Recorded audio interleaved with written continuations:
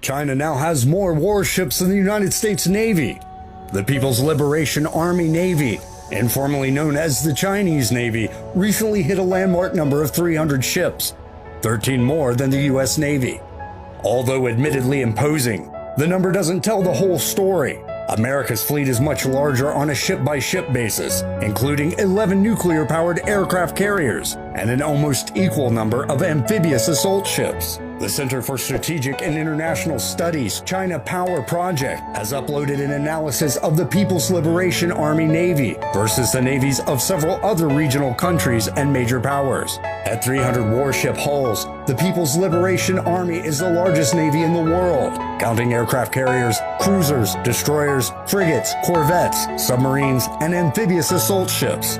The U.S. Navy trails at 287 hulls, Russia has 83 hulls, the UK 75 hulls, and Australia at 48 hulls.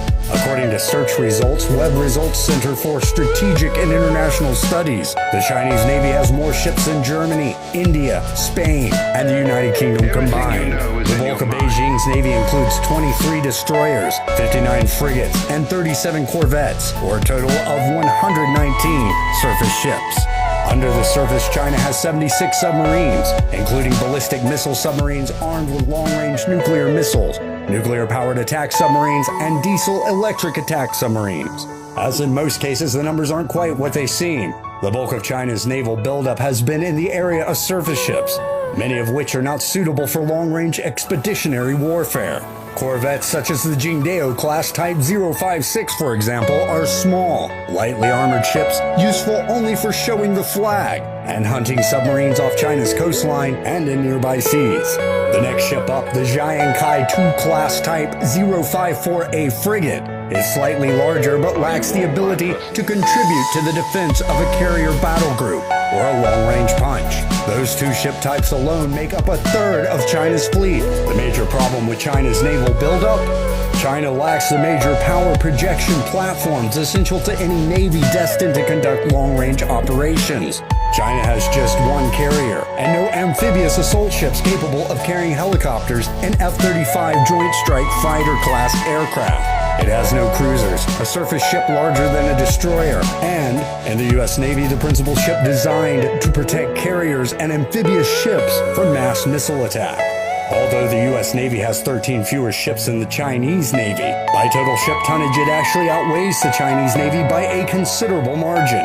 America's Navy weighs roughly 3 million tons more than China's, an enormous advantage. The average U.S. warship is much larger than its Chinese counterpart, making them more capable in their assigned missions and capable of sailing far from home. One reason for the U.S. Navy's advantage: 11 nuclear-powered aircraft carriers, each of which weighs close to 100,000 tons fully loaded, giving the U.S. Navy a massive 1 million-plus ton advantage. Then there are the Wasp and America-class amphibious assault ships, each of which displaces 40,000 tons, of which the U.S. has 10. The U.S. Navy also has 22 guided missile cruisers to China's none, and the service's guided missile destroyers are larger and generally more powerfully armed than their Chinese counterparts. China's hull superiority is no accident. It's the result of a supercharged economy that allowed Beijing to increase defense spending by double digits for more than 2 decades. It's also not over. China commissioned 18 warships in 2016 and 14 in 2017. The U.S. commissioned 5 ships in 2016 and 8 ships in 2017. China is also putting the finishing touches on a second carrier, Type 002, and is simultaneously building 2 more Type 003 improved carriers. At least one Type 075 amphibious assault ship, roughly equivalent to the Wasp and America-class ships, is under construction. Finally, China is building at least 4 Renhai-class Type 055 warships, which the Pentagon classifies as guided missile cruisers. Not only is China poised to broaden its lead in hulls, it is also adding larger platform ships that gave the U.S. Navy its huge advantage. Comparing the U.S. and Chinese navies is like comparing apples and oranges, but China is starting to build apples too.